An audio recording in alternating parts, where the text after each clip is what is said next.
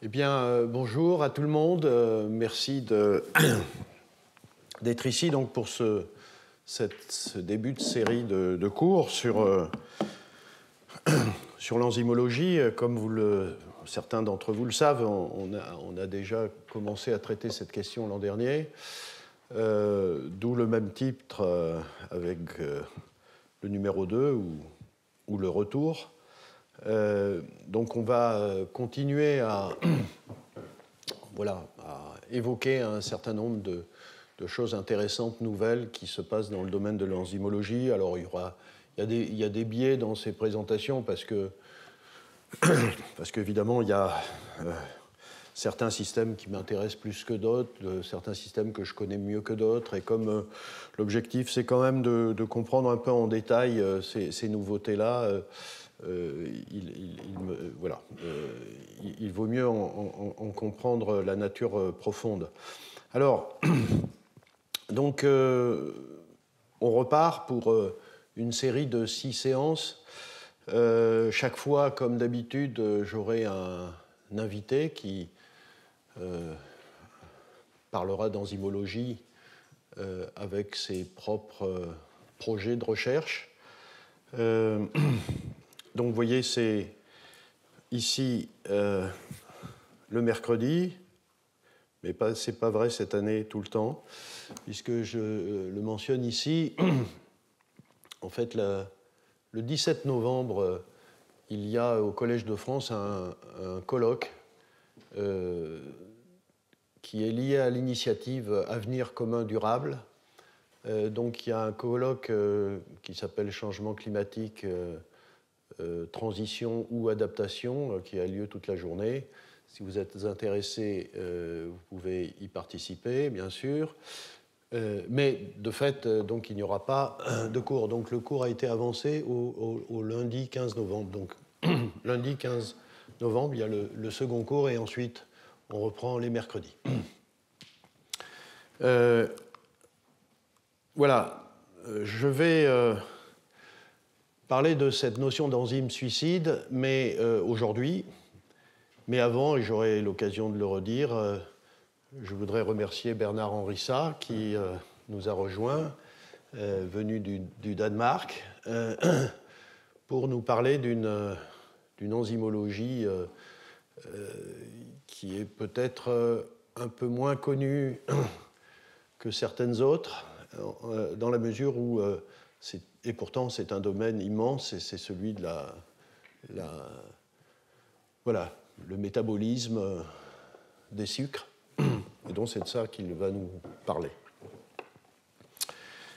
Bon, c'est le premier cours, on est obligé de rappeler des choses extrêmement fondamentales. C'est une slide que j'ai utilisée la dernière fois, c'est-à-dire l'an dernier. C'est la base, je vous la rappelle, mais ça permet d'introduire quelque chose qui va poser la question de qu'est-ce qu'il y a de particulier dans ces enzymes suicides. Donc une enzyme, c'est un catalyseur.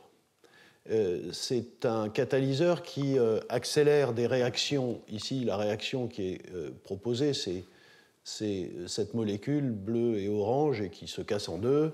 Voilà une réaction qui demande de l'énergie, qui est lente s'il n'y a pas de catalyseur. Et donc, une enzyme, c'est un catalyseur, en l'occurrence une chaîne polypeptidique, qui a ce pouvoir de fixer le substrat et de le déstabiliser et de le transformer. Et vous voyez que dans ce schéma-là, l'enzyme initiale, et c'est la définition d'un catalyseur, est redonnée à l'identique à la fin d'un cycle. Et donc cette protéine peut refonctionner une deuxième fois en fixant une deuxième molécule. Le schéma cinétique, il est là, c'est le plus simple. Donc si vous transformez un substrat en un produit P, c'est une réaction chimique en effet qu'on peut décrire sous cette forme-là, mais lorsqu'elle est catalysée, en particulier par une enzyme identifiée ici comme E, vous avez une première étape qui est la fixation du substrat, et une fois qu'on a ce complexe enzyme-substrat, on a le phénomène de catalyse et la transformation du substrat en produit qui, à nouveau, j'insiste, redonne l'enzyme totalement intacte C'est cette association entre l'enzyme et le substrat, et c'est le rôle de cette enzyme de faire quelque chose qui est clé, c'est de changer la cinétique en abaissant l'état de transition de la réaction. Donc la barrière énergétique est diminuée et les cinétiques sont accélérées. Et dans les systèmes enzymatiques, il y a des accélérations absolument fantastiques, d'ailleurs sans équivalent dans certains cas avec ce que la chimie sait faire. Et c'est ça qui fascine depuis très très longtemps les chimistes en particulier, les biochimistes, qui cherchent à comprendre qu'est-ce qui fait que cette enzyme a un tel pouvoir d'accélération des cinétiques et de baisse des énergies de transition. Alors, je vais parler de ce concept d'enzyme suicide qui est un peu curieux, mais et qui pose des tas de questions, parce que, alors, en anglais, c'est suicide enzymes. Je ne suis pas sûr que la traduction soit enzyme suicide ou, je ne sais pas moi, enzyme suicidaire.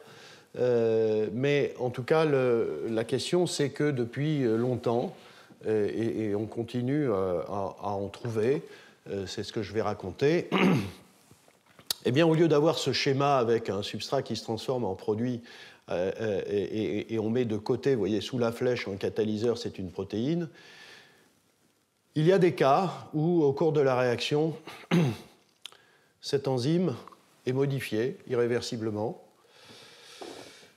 et donc devient inactif.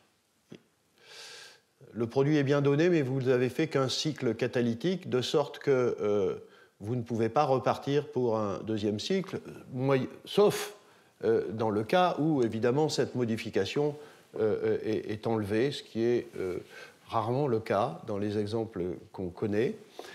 Et donc, il y a tout un tas de questions par rapport à ces situations, à savoir, est-ce que la nature n'a pas trouvé d'autres solutions chimiques à un procédé un processus de cette nature-là, dont vous comprenez bien qu'il est particulièrement coûteux, puisque si cette enzyme est inactive, on ne peut plus rien en faire, elle doit être dégradée, et c'est toute la machinerie de biosynthèse de la protéine qui doit être remise en œuvre, et c'est effectivement extrêmement coûteux. Donc, quand on est dans une situation comme ça, il y a aussi évidemment des tas de spéculations sur le fait que c'est artefactuel, éventuellement. C'est qu'on n'a pas trouvé les conditions pour faire tourner l'enzyme, qu'on a déclenché des réactions qui dégradent l'enzyme parce qu'il y a une certaine disposition à faire une transformation. On n'a pas le bon on n'a pas les bons cofacteurs ou les bons substrats. Néanmoins, on a produit quand même P. Et on peut rechercher aussi les systèmes qui réparent cette protéine, parce qu'effectivement, l'hypothèse la plus souvent avancée, c'est que c'est tellement coûteux de refaire une protéine à chaque cycle qu'il y a sûrement dans la cellule un système de réparation. Et il faut le trouver. Et si on ne le trouve pas, eh bien on en reste à cette notion d'enzyme suicide. Et puis il y a une troisième chose qui est discutée, c'est le fait que la modification pourrait conduire à une nouvelle activité de l'enzyme, de sorte que c'est une sorte de modification post-traductionnelle qui est associée à une réaction chimique qui donne un produit utile pour la cellule, mais qui déclenche, au fond, la création d'une nouvelle enzyme qui devient active pour autre chose. Souvent, ce genre d'hypothèse est rarement appuyé par des résultats, c'est-à-dire qu'on dit que, vous lisez les articles et vous y lisez que, en effet, la protéine a peut-être une nouvelle fonction, mais on ne sait pas laquelle. Je vais revenir au départ, et le premier exemple dans l'histoire de l'enzymologie de telle enzyme suicide, c'est une enzyme de réparation de réparation de l'ADN, qui est la protéine ADA, qui est la méthylguanine DNA méthyltransférase. En fait, vous avez des situations dans lesquelles l'ADN peut être agressé par des réactifs chimiques et en particulier par des molécules méthylantes qui introduisent des groupements méthyl, je ne sais pas, des molécules genre méthylnitrosourée, enfin des agents méthylants de l'environnement et qui conduisent à des méthylations soit sur les méthyl, soit les triesters sur le phosphore, voyez, pour donner des méthylphosphotriesters ici de la chaîne, soit sur des bases elles-mêmes et en particulier avec la formation de méthylguanine.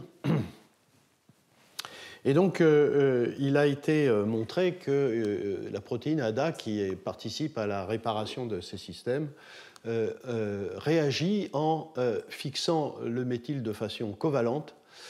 Donc, en particulier ici, vous voyez, c'est un exemple où ce méthyle est sorti du phosphore et donc on retrouve la situation initiale, la structure chimique initiale, mais on a un accrochage covalent du méthyle sur ADA. Alors, effectivement, dans cette condition-là, ADA ne peut plus fonctionner pour méthyler, mais néanmoins, ce qui a été montré dans ce cas-là, c'est peut-être un exemple de nouvelle fonction qui apparaît, c'est-à-dire que sous sa forme méthylée, ça devient un facteur de transcription qui déclenche à la fois la biosynthèse de ADA elle-même, qui évidemment voit sa concentration augmenter et donc peut venir agir sur l'ADN, et déclenche aussi la biosynthèse de certaines protéines qui sont des enzymes de réparation comme ALCA. Vous voyez, c'est des travaux qui sont maintenant anciens, et de mon point de vue, c'est le premier exemple. Alors, on ne sait pas très bien comment ça fonctionne, mais il y a eu quelques structures, jamais de la protéine entière pour le moment, mais uniquement d'une partie C-terminale qui est proposée comme étant celle qui fixe l'ADN et qui permet de positionner près d'une guanine méthylée, par exemple, ici, comme vous voyez, ça c'est une guanine méthylée, d'avoir une cystéine qui doit être quand même qui doit être activée. La cystéine est protonée ici, mais qui doit être assistée par des acides aminés qui permettent de déprotoner cette cystéine pour avoir un cystéinate qui, à ce moment-là, devient suffisamment nucléophile pour accrocher le méthyle. Mais à ce moment-là, vous voyez que cette cystéine ne peut plus fonctionner. C'est un accrochage covalent irréversible. Voilà. Donc ça, c'est le premier exemple. Et maintenant, je vais parler d'exemples plus récents. Et ce qui est assez intéressant, et assez intriguant d'une certaine façon, c'est le fait qu'on va voir beaucoup de choses dans le domaine de la biosynthèse des composés soufrés. Alors, ici, c'est une petite liste de composés soufrés en biologie. C'est des choses que ceux qui assistent à mes cours savent, parce que j'en parle souvent, je le redis ici, mais ce n'est pas toujours bien connu que les cellules contiennent un très grand nombre de molécules soufrées et que la question du métabolisme du soufre, c'est-à-dire les sources de soufre initiales, de l'environnement, le transport du soufre, le contrôle de ce soufre qui, s'il était en excès trop important, serait toxique, et tous les mécanismes d'insertion d'atomes de soufre dans toutes ces molécules complexes. Ce sont encore des questions qui ne sont pas totalement résolues et sur lesquelles des gens travaillent. Voilà, donc vous avez toute une série de molécules, de cofacteurs, et je vais parler de biotine, d'acide lipoïque, en particulier, et puis je vais parler de thiamine pyrophosphate. Comme je serai amené aussi à parler clusters métalliques qui contiennent du soufre. Je rappelle quelque chose que, là aussi, les fidèles à ce cours connaissent bien, ce sont les clusters fer-soufre. Donc ce sont des assemblages, le plus classique est celui-là, vous voyez, avec une structure cubane. C'est des assemblages d'atomes de fer et de soufre. Ici, dans le cube, ce sont des atomes de soufre, hein, il n'y a pas d'autre chose, il n'y a pas de carbone. Et ce cluster-là, on appelle ça un cluster, est attaché à la protéine grâce à des liaisons avec d'autres atomes de soufre, mais ceux-là ce ne sont pas des ions sulfure, mais sont des cystéines en particulier. Et puis vous avez toutes sortes de systèmes plus ou moins complexes qui sont des clusters fer-soufre. Alors, je vais donc parler d'un autre exemple récemment montré d'activité suicide dans une chimie qui est évidemment d'une biochimie qui est particulièrement importante. Hein. C'est un cofacteur majeur, hein, la thiamine pyrophosphate, qui est essentiel chez tous les organismes vivants. Et donc sa biosynthèse nécessite d'une part la biosynthèse de la pyrimidine, dont je ne parlerai pas, et de la biosynthèse du thiazole, donc vous voyez, qui contient cet atome de soufre. Et ensuite se fait le couplage entre les deux molécules, mais je ne parlerai que de la synthèse du thiazole. Et en fait, c'est une très grande diversité de chemins biosynthétiques qu'on trouve dans le vivant. Hein. Vous avez une situation extrêmement incroyable, je dirais, qui est notamment chez la levure, où vous n'avez qu'une seule enzyme pour faire une chimie. Vous allez voir le pathway qui est d'une très très grande complexité, hein, qu'une seule enzyme, tandis que, par exemple, chez les bactéries, pour faire la même réaction, hein, la biosynthèse de cette molécule, vous avez besoin de 5 ou 6 gènes. Vous avez besoin de 2 substrats, la glycine et le NAD+, et c'est une enzyme qui est fer-dépendante. Alors, voilà le pathway. Vous voyez, vous partez de NAD, vous faites l'ADP ribose, vous faites l'ADP ribulose, c'est là qu'intervient la glycine. La glycine s'accroche et puis à la suite de toute une série de transformations donne cet intermédiaire glycinimine que vous pouvez écrire comme ça, 13 ou 12 avec la double liaison, enfin c'est un transfert de protons.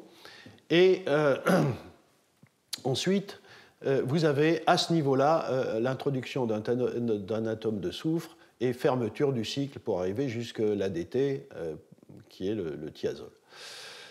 C'est absolument incroyable. Une seule enzyme fait tout ça chez la levure. Et ce qui est clair, c'est que lorsqu'on fait tourner cette enzyme, ou même qu'on l'isole, qu'est-ce qu'on observe?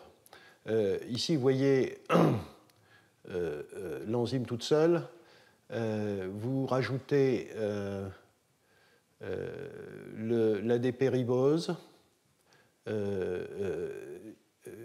Voilà, vous ajoutez l'ADP ribose, c'est en rouge. Vous ajoutez l'ADP ribose et la glycine, il n'y a toujours pas, parce que c'est l'ADT5, il sort ici en chromato, il ne se passe toujours rien, donc vous avez des pics qui correspondent à chacune des molécules que vous avez rajoutées. Et puis dès que vous rajoutez du fer, à ce moment-là, vous voyez apparaître le thiazole. Donc l'enzyme plus l'ADP ribose, enfin, vous auriez pu partir de là, mais ici, on est parti d'ici. Des fois, c'est des essais enzymatiques qui partent de l'ADP ribulose, mais il faut de la glycine, il faut du fer, et on voit ici qu'il n'y a aucune source de soufre qui a été apportée à l'enzyme. Et malgré tout, on a une molécule complexe avec un atome de soufre. Et de fait, la spectrométrie de masse a montré que cette protéine avait une masse inférieure de 32 et que donc, en effet, ça a indiqué la possibilité qu'il y ait un atome de soufre qui soit sorti de la protéine d'une façon ou d'une autre. Les choses ont avancé lorsqu'il y a eu une structure aux rayons X qui, vous voyez, au début des années 2010, qui a montré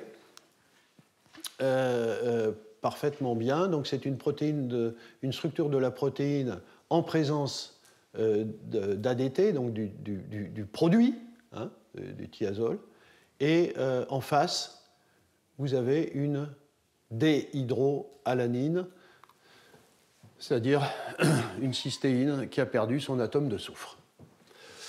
Et qui est d'ailleurs assez bien positionnée. Vous voyez le soufre ici final, il n'est pas loin de ce qui serait une cystéine ici. Et donc l'idée, en effet, c'est qu'on a eu possibilité de transférer cet atome de soufre. Imaginez une cystéine ici à la place de la déhydroalanine.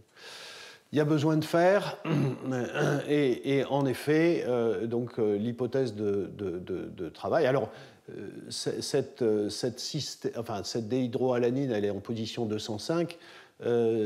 Si vous partez d'une enzyme active, mais dans laquelle vous mutez cette sérine et cette alanine, ils sont actifs. Ils sont inactifs, hein, ce qui montre que voilà, mais ils peuvent devenir actifs si vous ajoutez du sulfure. Bon, ça c'est une information. Évidemment, lorsque vous avez la déhydroalanine et que vous récupérez cette protéine et que vous la testez, eh bien elle est inactive. Et donc l'hypothèse de travail, c'était que, en effet, cette cystéine 205 était transférée au précurseur. Dans le schéma que j'ai montré tout à l'heure, l'intermédiaire qui va être soufré à travers une attaque de ce soufre qui est activé par interaction avec le fer pour attaquer cette position ici. Et c'est ce qu'on retrouve là, et par voilà, un transfert de doublé, vous introduisez le soufre à la bonne position et vous fermez le cycle. Voilà.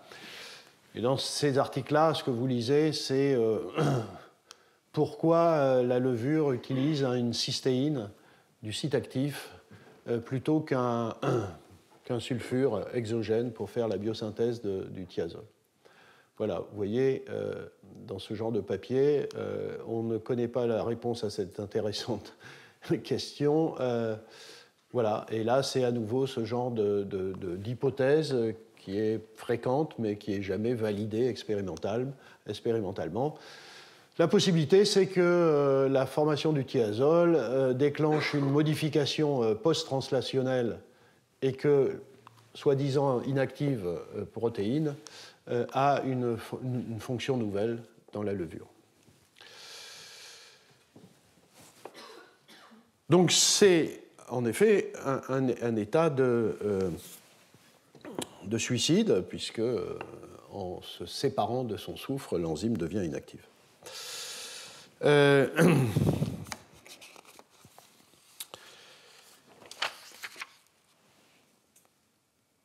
Voilà.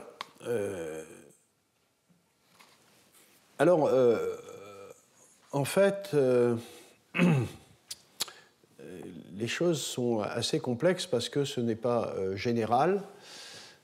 Et il existe des protéines, des homologues, et notamment chez les méthanogènes, chez les archébactéries, où cette enzyme, la même, est catalytique, alors que la précédente ne l'est pas, hein, utilise du sulfure de sodium, fixe un fer, on l'a dit, et qu'il n'y a pas de formation de déhydroalanine dans ce cas-là. Et ce qu'on observe, c'est qu'il n'y a pas de cystéine à la position correspondante de l'enzyme précédente. C'est une histidine. Et donc, à nouveau, on a la possibilité de faire réagir cette ADP ribose avec du fer et de la glycine, et on forme le thiazole. Et plusieurs cycles catalytiques sont possibles en présence de sulfure de sodium. Ici, on voit que lorsqu'on a tout sauf le sulfure de sodium, il ne se passe rien, et quand on rajoute du soufre exogène, ça marche, on forme le produit. Il y a eu des structures aux rayons X de ces familles-là d'enzymes, et en particulier lorsque voilà, on ajoute à l'enzyme de l'ADP-ribose de la glycine du fer, qu'est-ce qu'on observe? On observe la formation de ce complexe qui, vous voyez, est accroché au substrat et est accroché à la protéine par deux acides aminés, une histidine et un aspartate. Et dans ce cas-là, la réaction ici entre ce précurseur qui va être soufré et le soufre se fait avec une source de soufre qui n'est pas une cystéine, mais qui est un soufre exogène de type sulfure. En tout cas, in vitro, c'est comme ça que ça se passe. Voilà. Et donc, dans ces systèmes-là, eh bien, le fer se fixe transitoirement.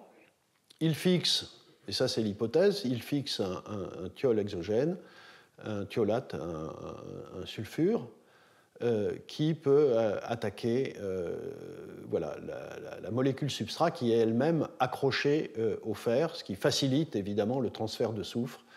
Et je ne rentre pas dans le détail, mais une fois que le soufre est introduit, voilà, par toute une série de transferts de protons et de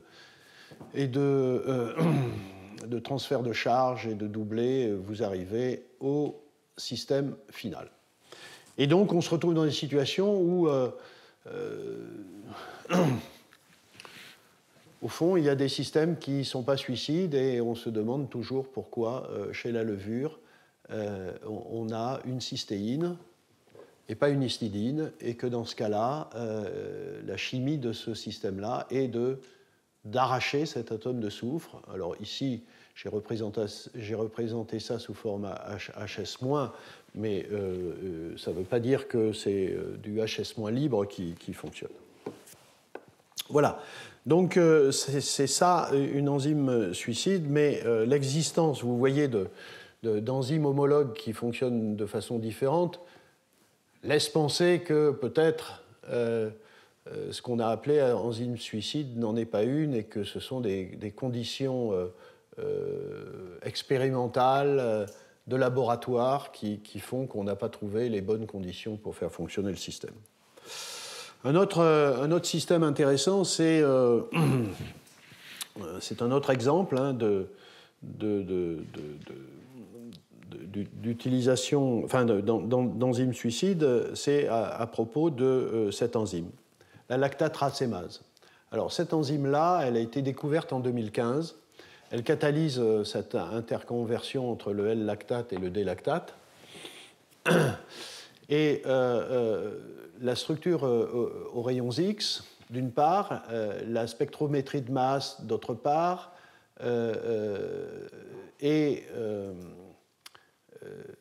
a montré l'existence d'un cofacteur qui n'avait jamais été découvert auparavant. Donc ce cofacteur, il est indiqué ici, voyez, et ce cofacteur, c'est un cofacteur métallique qui contient du nickel, d'ailleurs organométallique, puisque vous voyez que vous avez une liaison nickel-carbone, mais ce qui m'intéresse ici, c'est que ce nickel est accroché à un ligand qui contient 2 atomes de soufre. Hein, c'est ça qui est important, et la chimie ici de conversion, de racémisation, se fait au niveau de ce site actif de l'atome de nickel.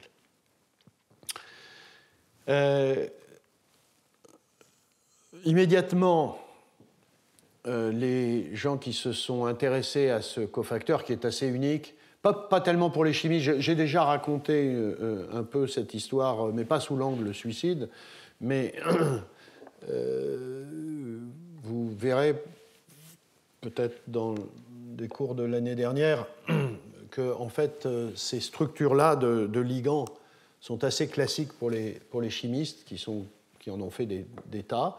Mais à ma connaissance, c'est le premier et dernier exemple d'un complexe organométallique que les Anglais appellent pincer, parce que vous voyez, le nickel est accroché par une pince à trois atomes, carbone, soufre, soufre. Et donc les gens se sont intéressés à la biosynthèse de ce cofacteur qui démarre avec le NAAD, le nicotinique acide adényne dinucléotide, qui subit une réaction de carboxylation ici, vous voyez. Donc là, on retrouve deux carboxylates en méta de ce cycle, et c'est là qu'on introduit, par une protéine qui s'appelle LAR-E, on introduit les deux atomes de soufre. Vous voyez, on a une sulfuration de ces carboxylates. Et ensuite, on a une autre protéine qui fixe le nickel, et une fois qu'on a ce cofacteur, il y a une dernière protéine qui l'introduit dans... enfin, on a LAR-A, pardon, la racémase qui récupère ce cofacteur métallique dans l'ARC et l'introduit au bon endroit dans le cycle catalytique, le site actif. Donc ce qui est intéressant, c'est ici cette réaction, et la question c'est comment ça se produit. Et bien là aussi, ce qui a été démontré, et je vais aller assez vite, c'est qu'il se passe exactement la même chose que dans la protéine précédente, à savoir qu'on découvre que l'ARE, qui possède une cystéine,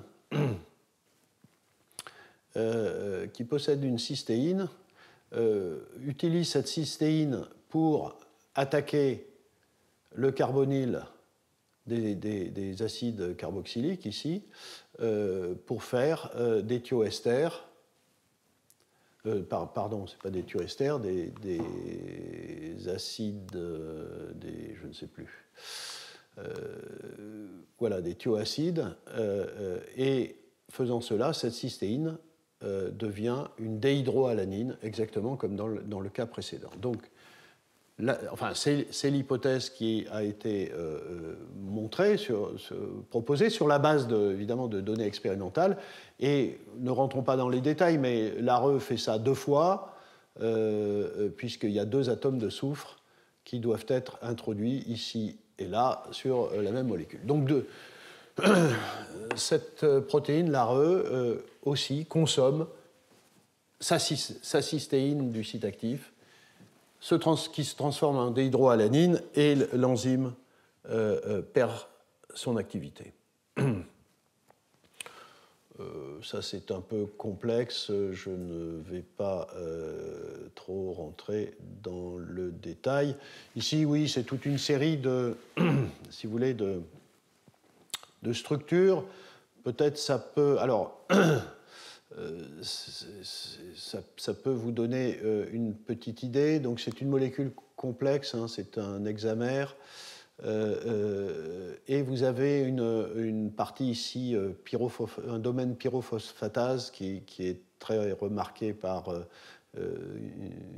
certaines séquences, hein, comme ici SGG, X, DS, qui permet donc de fixer le substrat. Ici, vous avez un modèle de fixation du substrat où vous voyez à la fois le substrat lui-même. Alors, vous voyez ici, il n'y a pas le carboxylate là, et là, c'est une fonction amide, mais c'est juste pour vous montrer ce modèle qui est en interaction pi avec un tryptophane qui est absolument essentiel. D'ailleurs, quand on le mute, il n'y a plus du tout d'activité. Et la fameuse cystéine, elle est là, pas loin, et c'est elle qui va attaquer un carboxylate qui serait ici pour faire la réaction. Donc tout est organisé pour cela. Et donc c'est ça le mécanisme qui est aujourd'hui proposé, où vous avez cette cystéine 176 qui attaque donc ce carbonyle activé, crée une liaison ici S, et ensuite vous avez élimination pour donner le produit final. Voilà comment les choses se passent. Et comme résultat, vous avez cette déhydroalanine. Vous voyez, initialement, vous aviez carbone CH2S, et vous n'avez plus que CH2 avec une double liaison. C'est ça la déhydroalanine. Et l'enzyme, après, vous comprenez bien, ne peut plus fonctionner. Juste un dernier point, c'est que, évidemment, chaque fois qu'on est dans cette situation, on se dit à nouveau, est-ce que c'est réel? Est-ce que c'est un artefact? Voilà. Alors, il s'avère que, excusez-moi,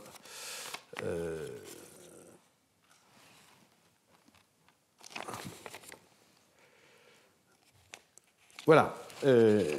En fait, des études bioinformatiques, l'analyse des génomes, ont montré qu'il y avait différents types de lareux. Vous ne voyez pas bien, mais il y a le lareux que je vous ai montré à l'instant de Plantarum et qui possède en effet deux motifs. Le motif qui contient le fameux tryptophane qui est absolument essentiel, hein, que je vous ai montré, et puis un motif qui contient la cystéine. Et en fait, il y a toute une série de... Donc ça, c'est des séquences, hein, on ne peut pas très bien le lire, mais sur un millier de génomes, on s'aperçoit qu'il y en a un certain nombre qui ont qui sont des lareux, effectivement, mais qui ont des séquences, justement, dans ces deux motifs très différents, et en particulier, dans cette partie-là, il y a deux cystéines, et la troisième cystéine est toujours là dans le même motif. Le gros changement, c'est dans ce motif-là. Et quand on fait des structures, donc qu'on compare la structure que je vous ai montré tout à l'heure de Plantarum et qu'on compare à un modèle de lareux de ces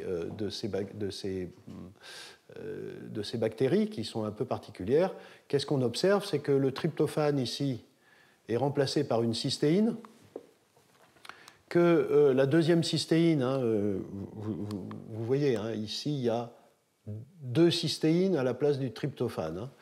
Et donc c'est bien ce qu'on retrouve ici. Ce tryptophane est remplacé par une cystéine, il y a une deuxième cystéine, et la cystéine qui était consommée, elle se retrouve ici à proximité, de sorte qu'on a un ensemble de trois cystéines, et la question qui se pose, c'est de savoir si là, on n'a pas une autre chimie qui peut se mettre en place, notamment avec des ions métalliques, et en particulier un cluster fer-soufre, dans la mesure où il a été montré par ailleurs qu'on peut faire des réactions de sulfuration avec des centres métalliques, et notamment des clusters fer-soufre. Mais vous avez vu précédemment dans le cas de la biosynthèse du thiazole, c'est qu'on a vu un cas où il y avait une enzyme suicide et d'autres cas, notamment chez les méthanogènes, où c'était une enzyme, une métalloenzyme, ce n'était pas un cluster, mais un atome de fer qui permettait de faire une sulfuration non suicide en utilisant du sulfure exogène.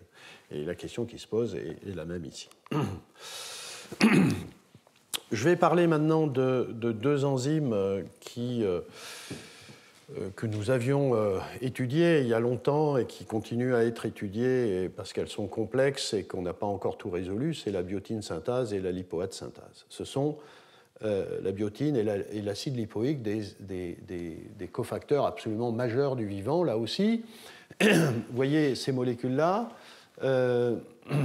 donc un atome de soufre ici, et dans ce cycle, et ici, deux atomes de soufre au bout de l'acide octanoïque. Et nous allons voir comment ça marche. Alors, là, on retombe sur quelque chose que j'ai raconté depuis longtemps, je vais aller très vite, ce sont les enzymes radicales-SAM. En fait, ces deux enzymes, la biotine synthase et la lipoate synthase, donc qui permettent l'incorporation de ces atomes de soufre, sont des enzymes radicales-SAM. Alors, je vais avoir juste une dia pour rappeler ça, mais j'ai raconté ça 1000 fois déjà dans le passé. Les enzymes radicales-SAM ont deux propriétés. Une propriété structurale qui est que ce sont des enzymes qui contiennent des clusters 4 fer, 4 soufre, hein, ici, vous voyez, ici, qui fixent une molécule de S-adénosylméthionine. Voilà. Par la partie aminocarboxylate finale. Cette S-adénosylméthionine, c'est un sulfonium, S+, ici, qui est connu pour être un donneur de méthyle, parce que ce méthyle est très électrophile, mais ici, il faut oublier cette chimie-là, ce n'est pas du tout une chimie ionique, c'est une chimie radicalaire. Parce que la deuxième propriété, c'est qu'une fois que vous introduisez un électron là-dedans, qu'est-ce qui se passe? vous avez une cassure de cette liaison soufre-carbone, et vous créez une entité absolument remarquable, qui est ce radical 5'-déoxyadénosyle, qui est un puissant arracheur d'atomes d'hydrogène et qui peut activer à peu près n'importe quelle molécule. Et c'est pour ça que la nature a choisi ce type de chimie très largement dans le métabolisme. Et voilà, une fois que vous avez un substrat qui est assez peu réactif, mais que vous lui arrachez un atome d'hydrogène pour donner un radical intermédiaire, ce que fait ce radical à 2 points, à ce moment-là, vous avez une espèce d'une très grande réactivité et vous pouvez déclencher une chimie que vous ne pouvez pas déclencher à ce niveau-là. Voilà, c'est ça le principe. Donc, c'est comme ça qu'on va activer... vous voyez ici, ces atomes de carbone dans lesquels on va introduire l'atome de soufre sont particulièrement inertes, et vous imaginez donc, sur le principe que je viens d'indiquer, que si vous arrachez un atome d'hydrogène ici et là, vous allez avoir une entité qui va être très réactive et sans doute très affine pour fixer un atome de soufre. Donc ça, c'est la première question qui est résolue. La deuxième question, c'est voilà, d'où vient cet atome de soufre, à nouveau. Le premier résultat qui allait dans le sens d'une sorte de changement de paradigme, notamment dans la chimie des fers-soufre, c'est un papier de Cathy Drennan en 2004 au MIT, publié dans Science, qui a obtenu pour la première fois, et je dirais pour la dernière, puisque plus personne n'a jamais pu obtenir une structure OI11X de la biotine synthase après 2004, avec de multiples essais, donc coup de bol, elle l'a eu à ce moment-là, et c'est une formidable structure qui montre le cluster 4 fer 4 soufre de cette protéine, qui fixe la S-adénosylméthionine en violet, et puis il y a dans cette protéine, je ne l'ai pas dit, mais un deuxième cluster qui est ici, qui est un 2 fer de soufre, et en plus dans cette structure, vous avez le substrat. Et ce que vous voyez, c'est que, et c'est repositionné ici, c'est-à-dire que le carbone, oui c'est lui, le carbone qui va devenir radicalaire, il est ici, hein, vous voyez, il est là. Il est pas très loin du substrat, donc assez facilement, il pourra arracher un atome d'hydrogène, et une fois radicalisé ici, c'est pas très loin d'un cluster de fer de soufre. Et là, il y a une hypothèse assez révolutionnaire à l'époque, c'est que c'est le cluster là, appelé auxiliaire, qui est le donneur d'atomes de soufre. Et c'était la première fois, en 2004, qu'on annonçait une nouvelle fonction pour le don de l'atome, pour un cluster fer-soufre, avec cette hypothèse qu'un cluster fer-soufre pourrait être une façon opérée par la nature pour stocker, transporter des atomes de soufre et ensuite les donner à un substrat pour une réaction de sulfuration. Voilà. Et donc, c'est le type de mécanisme qui a été proposé. Vous voyez, le S-adénosylméthionine se radicalise, arrache un atome d'hydrogène, vous avez une première fixation de substrat, de soufre, pardon. Vous avez un deuxième arrachement d'atomes d'hydrogène, nouveau radical, ce radical se couple avec le soufre, et ainsi vous avez produit votre molécule. Simplement, vous avez dégradé là aussi, et c'est pour ça que j'inclus ça comme enzyme suicide, vous avez créé un cluster qui est dégradé et qui n'est plus actif puisqu'il n'a plus d'atomes de soufre pour faire le job. Donc, à nouveau, on se retrouve dans une dégradation stoichiométrique du cluster. Et là, la question qui se pose, à nouveau, c'est est-ce que c'est vrai? Est-ce que ce n'est pas un artefact? Et si c'est vrai, comment la nature fait pour se débarrasser de ce cluster dégradé, en remettre un autre, mettre en place toute la machinerie de biosynthèse des fers-soufre, qui est quelque chose de très coûteux. Voilà. C'est la même chose avec la lipoète synthase, ça c'est des résultats plus récents.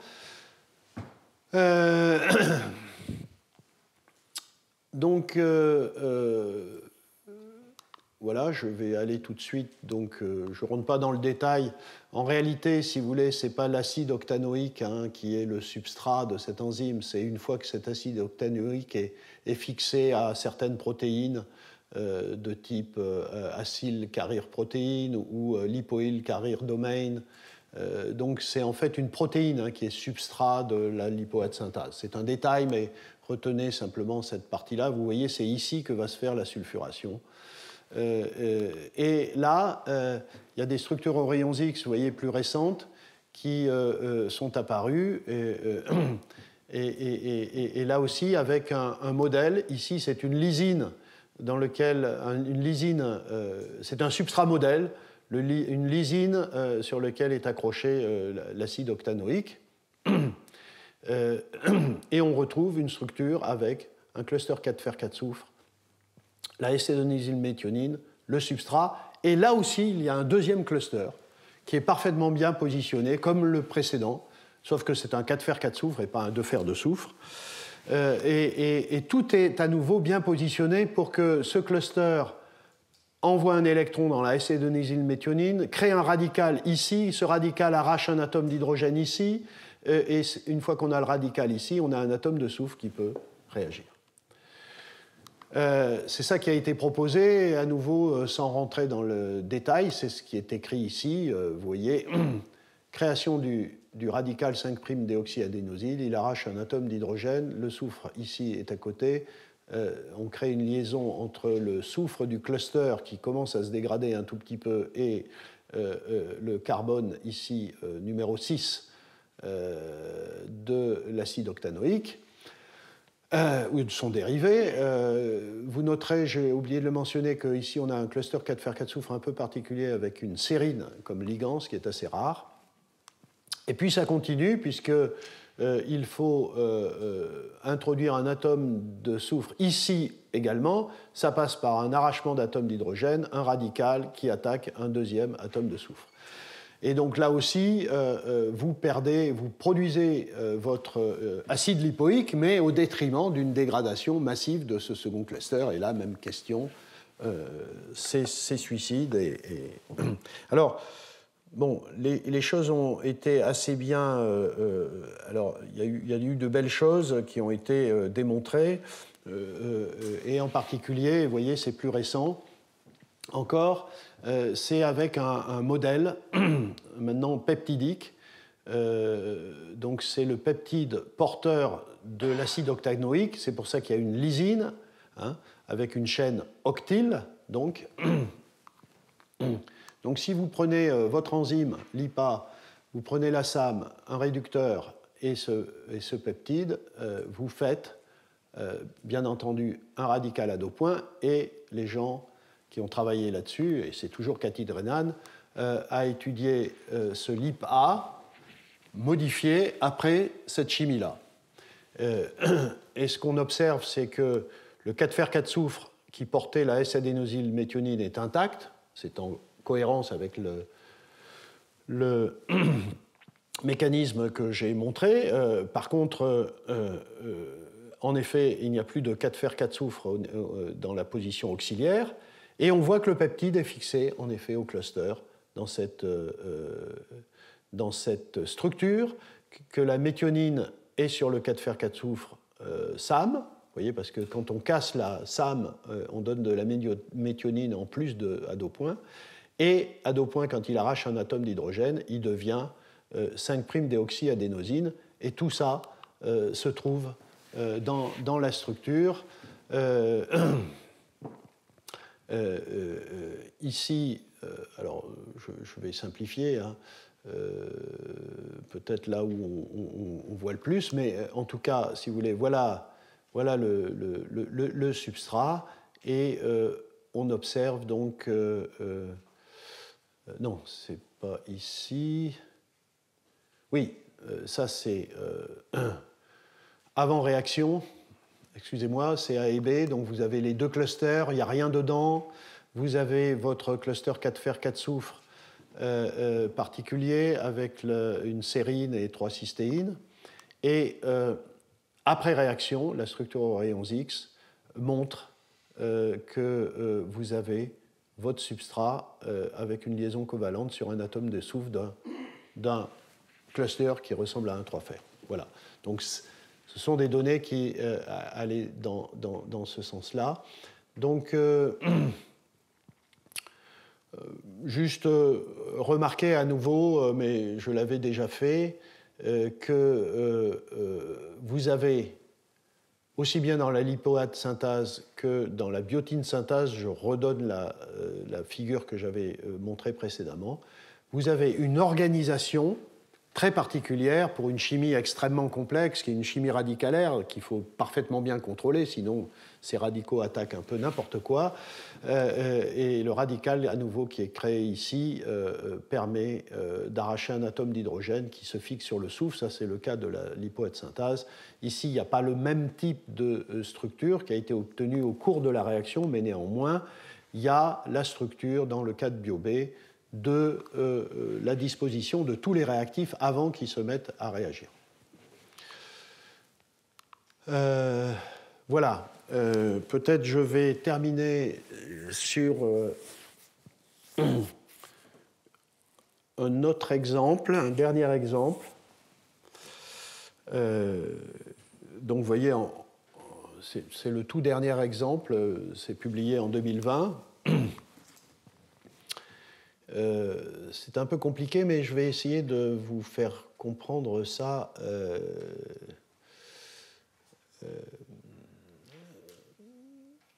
le plus vite possible et le plus clairement possible.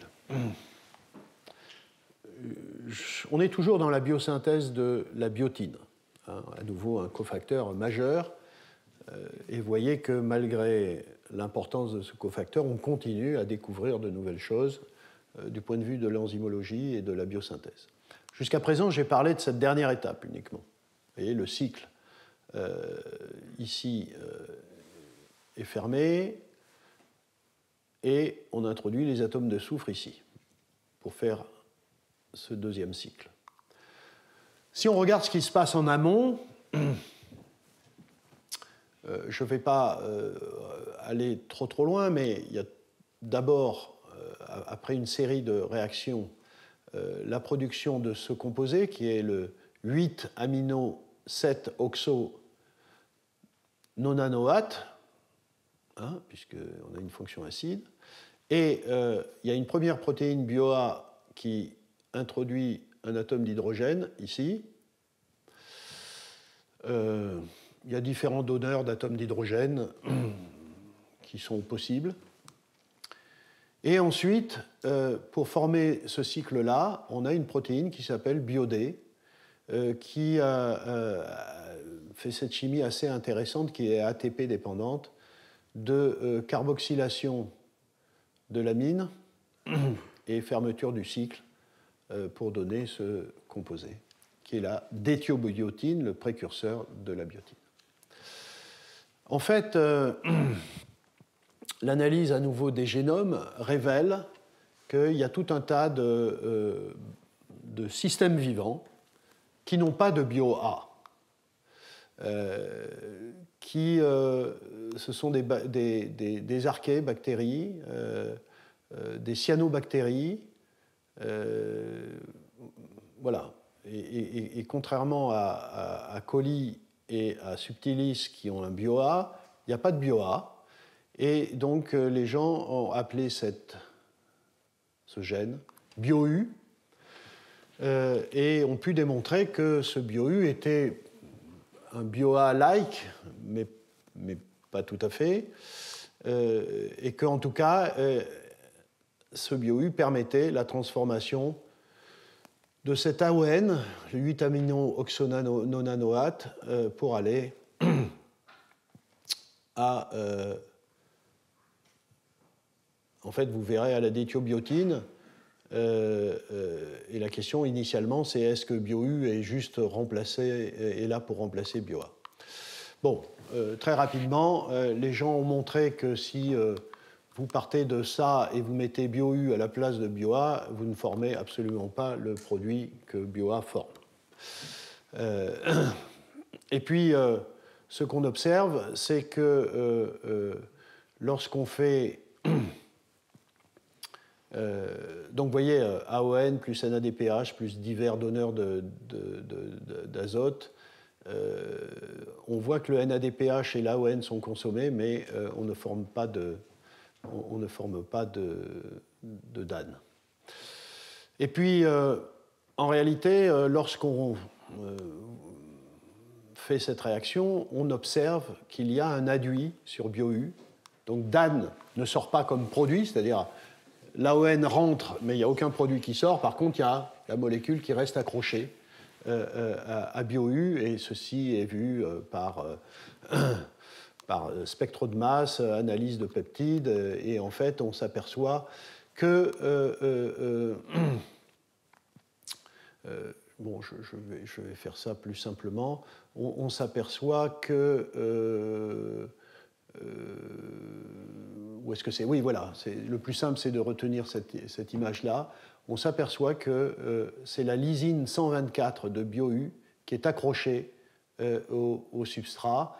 Et donc, vous voyez que c'est cette amine-là. C'est-à-dire que ce n'est pas une amine exogène, genre S-adénusylméthionine ou lysine, qui peut faire le boulot, mais là aussi, c'est le cas où un acide aminé de la protéine fait le job.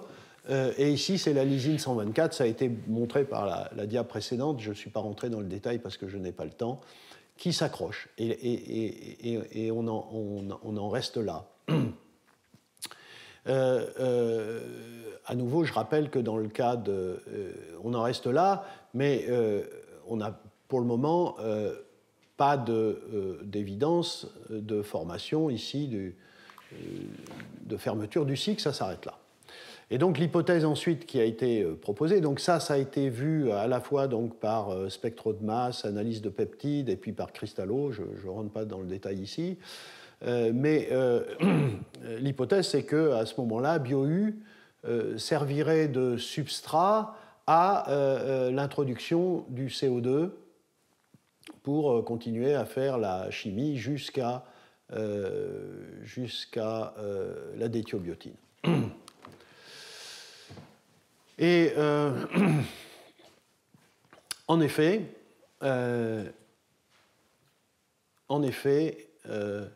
une fois que vous avez ce conjugué et que vous traitez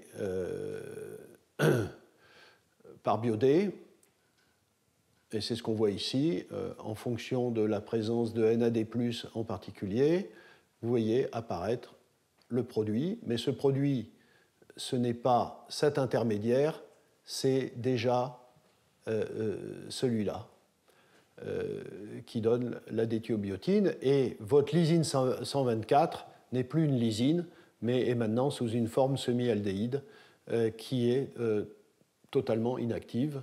Donc, après un cycle catalytique, vous avez détruit votre lysine 124 en aldéhyde qui ne peut plus faire le boulot. Donc là, à nouveau, c'est un exemple, et c'est le plus récent exemple aujourd'hui, mais on continue donc à découvrir ces enzymes suicides. Donc je remonte à nouveau. BioU a une lysine qui est un donneur d'amine qui attaque le carbonyle ici.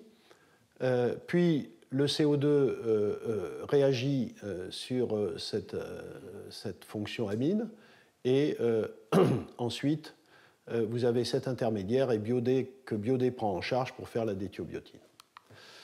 Voilà. Bon, je ne vais pas rentrer dans le détail. Ça suffit, comme ça. Voilà. Donc, en conclusion,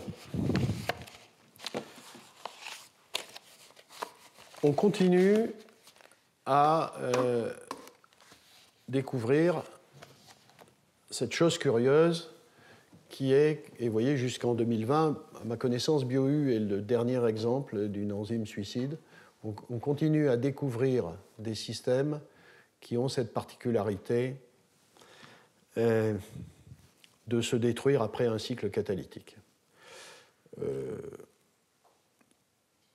À nouveau, d'abord, première remarque,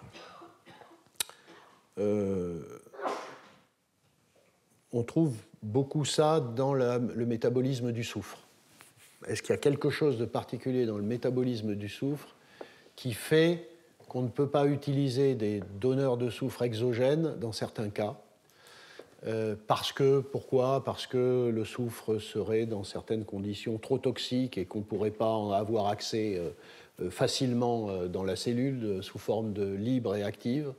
Donc il faudrait, en effet, on serait forcé d'utiliser des soufres de cystéine fixés à la protéine.